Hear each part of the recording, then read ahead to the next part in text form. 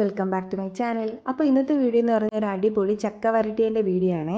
അപ്പോൾ നമുക്കിപ്പോൾ ചക്ക സീസൺ ആണല്ലോ, അപ്പോൾ എല്ലാവരുടെയും വീട്ടിൽ ചക്ക അവൈലബിൾ ആയിരിക്കും.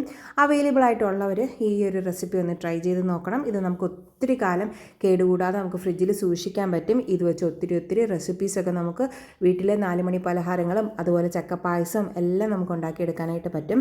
അപ്പോൾ ഞാനിവിടെ ഒരു ബൗള് ചക്ക എടുത്തിട്ടുണ്ട്. വരിക്കച്ചക്കയാണ് എടുത്തിരിക്കുന്നത്. ഇത് നമുക്ക് മിക്സിയുടെ ജാറിനകത്തോട്ട് ഇട്ടിട്ട് ഒന്ന് അടിച്ചെടുക്കണം. ഓവർ പേസ്റ്റ് ആക്കേണ്ട ആവശ്യമില്ല, ചെറിയ തരിപ്പോടെ അടിച്ചെടുത്താൽ മതി. ഇത് ഒത്തിരി രീതിയിൽ ഞാൻ ഉണ്ടാക്കി നോക്കിയിട്ടുണ്ട് കേട്ടോ. ഒരുപാട് വെറൈറ്റി, കാര്യം അരിഞ്ഞ് ആയിട്ട് ചക്ക വരട്ടിയിട്ടുണ്ട്, അതുപോലെ മിക്സിയിലടിച്ച് ഇതുപോലെ പേസ്റ്റ് ആക്കിയിട്ട് ചക്ക വരട്ടിയിട്ടുണ്ട്, പിന്നെ കുക്ക് ചെയ്തിട്ട് വരട്ടിയെടുത്തിട്ടുണ്ട്. പക്ഷേ അതിനെക്കാട്ടി ഏറ്റവും എനിക്ക് ബെസ്റ്റായിട്ട് തോന്നിയൊരു റെസിപ്പിയാണ്, അതാണ് ഞാൻ നിങ്ങളുമായിട്ട് ഷെയർ ചെയ്യുന്നത്.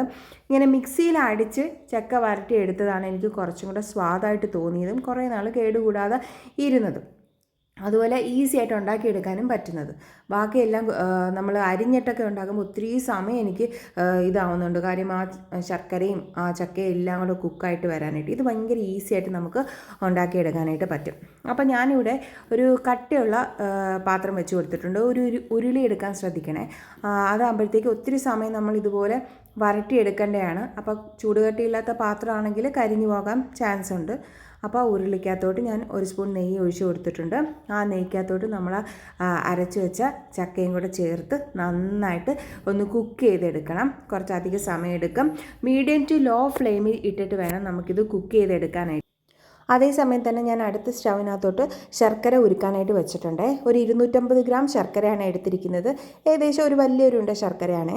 നമ്മുടെ ചക്കയ്ക്ക് അത്യാവശ്യം നല്ല മധുരമുള്ള ചക്കയായിരുന്നു, അതുകൊണ്ടാണ് ശർക്കരയുടെ അളവ് കുറച്ചത്.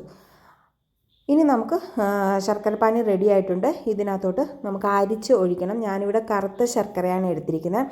കറുത്ത ശർക്കര ചേർക്കുമ്പോഴത്തേക്ക് നല്ല കളറായിരിക്കും, പക്ഷേ അതിനകത്ത് നല്ല ഇമ്പ്യൂരിറ്റീസൊക്കെ കാണും. അതുകൊണ്ട് അരിച്ചിട്ട് വേണം നിങ്ങളിത് ഒഴിച്ചു കൊടുക്കാനായിട്ട്. ഇനി നമുക്ക് ലോ ഫ്ലെയിമിൽ ഇട്ട് നന്നായിട്ട് ഇത് ആ ശർക്കര പാനിയും ആ ചക്കയും എല്ലാം കൂടെ നന്നായിട്ട് മിക്സ് ചെയ്ത് ഹലുവ കൺസിസ്റ്റൻസിയിൽ നമുക്കിത് മിക്സ് ചെയ്ത് വരട്ടി എടുക്കണം. കുറച്ചധികം സമയം എടുക്കുന്ന പ്രോസസ്സാണ്. അപ്പം വീഡിയോ സ്പീഡിൽ കാണിക്കുന്നതേ ഉള്ളൂ, ഇച്ചിരി സമയം എടുക്കും.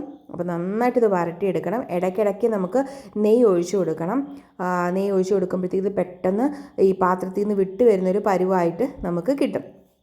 അടിപൊളി ഇപ്പോൾ തന്നെ ആ കിച്ചൺ ഫുള്ള് ഭയങ്കര മണമാണ്. എന്ന് വെച്ചാൽ ഈ ചക്ക വരട്ടുന്നതിൻ്റെ ആ ഒരു സ്മെല്ല് എൻ്റെ കിച്ചൺ ഫുള്ള് ഒരു രക്ഷയില്ല. ഫുള്ള് ഇവിടെ നല്ല മണമാണ്.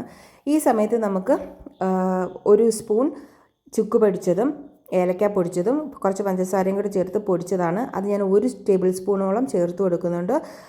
നന്നായിട്ടത് മിക്സ് ചെയ്ത് കുക്ക് ചെയ്തെടുക്കുക ഈ ഒരു കൺസിസ്റ്റൻസിയിൽ. കാര്യം ഈ പാത്രത്തിൽ നിന്ന് വിട്ട് വരുന്ന ആ ഒരു പരുവത്തിൽ നമുക്കിത് ഇളക്കി ഇങ്ങനെ എടുക്കണം. അപ്പം ഈ ഒരു ചക്ക വരട്ടിയത് ഫ്രിഡ്ജിലൊക്കെ സൂക്ഷിക്കുകയാണെങ്കിൽ ഏകദേശം 1 വർഷത്തോളമൊക്കെ കേടുകൂടാതിരിക്കും. അപ്പോൾ നമ്മൾ ചക്ക വരട്ടിയത് ഇവിടെ റെഡി ആയിട്ടുണ്ട്. ഇനി നമുക്കിതൊരു പാത്രത്തിനകത്തോട്ട് മാറ്റി കൊടുക്കാം. അടിപൊളി റെസിപ്പിയാണ്. എല്ലാവരും ഒന്ന് ചക്കയൊക്കെ കിട്ടുന്നെങ്കിൽ ഒന്ന് ട്രൈ ചെയ്ത് നോക്കണേ.